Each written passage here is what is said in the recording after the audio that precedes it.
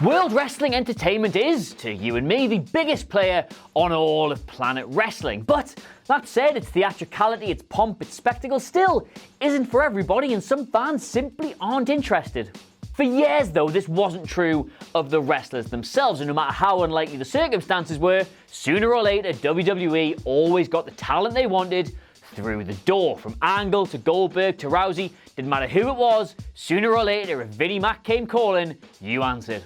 Now though, not so much. Wrestlers the world over are proving you can have more success, more creative freedom, and most importantly, more money away from WWE. It's no longer the end of the rainbow for everybody, and for some, it would even be career suicide. My name is Adam Cleary, and these are 7 wrestlers who should never sign with WWE.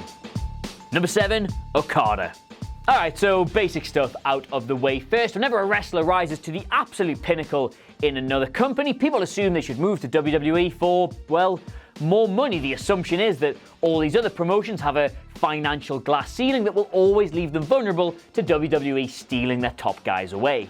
Now, based on a number of reports we've read over the years, Okada is in the top 5 highest paid wrestlers in the world right now, which, given that top 5 starts with select WWE main eventers at $2 million and goes all the way up to John Cena on $9 million, I think he's doing alright for himself. Plus, he's currently got the creative freedom in New Japan to do a story with Kenny Omega where the gimmick is, every time we wrestle, we'll have the best match in the entire world. WWE are making Styles Nakamura punch each other in the dick, so keep him away at all costs. Number 6, Walter. Have you ever seen Walter wrestle? He does things like this.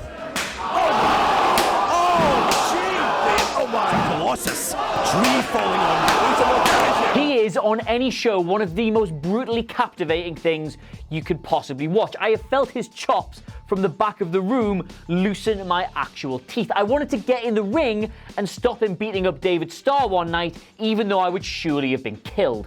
Sadly though, Walter has suffered the grave misfortune of being born in the beautiful city of Vienna in Austria, meaning if he ever went to WWE, just be painted as generic foreign baddie number 5. Making his way to the ring from Austria, Germany, Baron von Günter Wilhelm. Walter, mate, if you're watching, just stay on the indies caving people's chests in. You deserve so much better than that. Number 5, Dalton Castle. Dalton Castle is, to be blunt, one of the best things in all of wrestling. We included him in our top 100 in the entire world last year, and if anything, he's only gotten better since then. He's the current Ring of Honor World Champion and looks to me every inch of a megastar in the making. He's followed around by 2 shirtless, mask-wearing men who he refers to exclusively as his boys and just treats as human furniture. Basically his Wilborn and Andy. It's not just his work inside the ring though, his character is one of the most fabulous, flamboyant, androgynous, progressive and, crucially, original things going in wrestling. I mean, just look at him. You've never seen anything like that. But what would this gimmick translate to in WWE? What would Vince decide the moment he clapped eyes on him? Big gay pirate.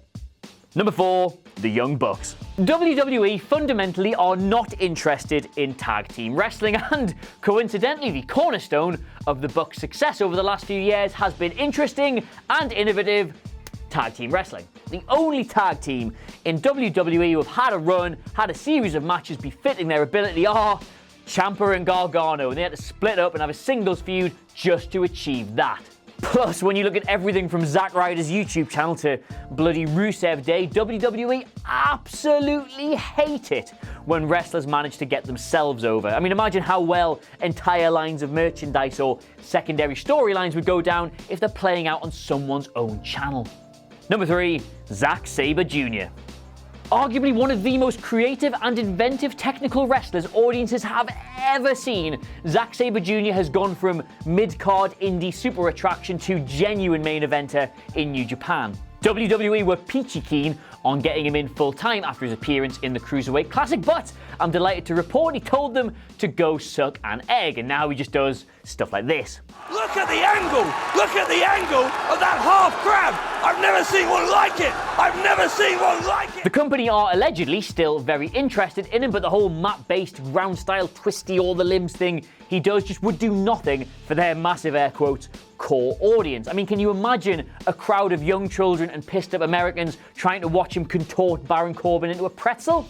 Nah, not happening. As with so much of the talent that graduated from the Classics to 205, he'd be lumbered with some bad, watered-down version of his own gimmick and given precious little TV time to really do anything with it. Right now, he's living out his dream in Japan, and that is the best place for him. Number 2, Kenny Omega. Kenny Omega is arguably the name you hear most often associated with a huge shock move to WWE. Not because it's ever been on the cards, but because he's, well, at the top of the entire industry and is Canadian. But as well as all the exact same reasons Okada shouldn't make the jump because, well, they would stifle his creative freedom and ultimately he doesn't even need the money, there is one more very important reason Kenny Omega should stay where he is. The man has put together some of the greatest wrestling matches you or I have ever seen, and almost all of them are stamina-driven feats of endurance with elements of storytelling as rich as Your New Stepdad but as subtle as his telling-off voice. WWE simply cannot accommodate Kenny Omega the way Kenny Omega is supposed to be enjoyed. They won't have the time on TV for the stories, and they certainly won't have the time on pay-per-views for the matches. Plus, it doesn't matter how many times dickheads like me on the internet tell you he's amazing, he's not for everybody. WWE's core audience might just not take to him. Meanwhile, in Japan, he's both appreciated and important, and that's where he should stay. Number 1, Simon Miller. No, just kidding. Number 1, Cody Rhodes. Cody Rhodes simply cannot ever go back to WWE. If the allure of his former company is enough to convince him to give up on everything he's achieved, then there's no hope for anybody. In the last 18 months, he has become one of the most, if not the most important character wrestlers in wrestling itself. He's never been the best in the ring, that's never been his thing, but his work in New Japan and Ring of Honor has not only transformed him, but both of those companies. He is a marketing genius, he's pretty much a license to print money for independent promotions, and he's been the catalyst behind a f***ing indie show selling out a 10,000-seater arena. He is living proof that no matter how buried you are in WWE's mid-card, no matter how bad the gimmick they've lumbered you with is, if you have the talent, you can not only make it work, but make better bank somewhere else. If he gives all of that up for another underwhelming run with the dub, then really, what was the point in any of it? It'd be like watching one of your friends leave a toxic relationship, and the second they've made themselves this amazing, beautiful thing, they get back with their ex. You are better than that, Cody, and you still owe me a drink. So there you have it. 7, the wrestlers, 8. if you include Miller, who should never sign with WWE, and most importantly, why. Here is the subscribe button on the off chance that this little insight into what culture wrestling has made you want to come back for more. And there are 2 videos right on my breast if you want to continue your adventures on YouTube. Either way, thank you very much for watching. My name has been Adam Cleary, and until we meet again, goodbye.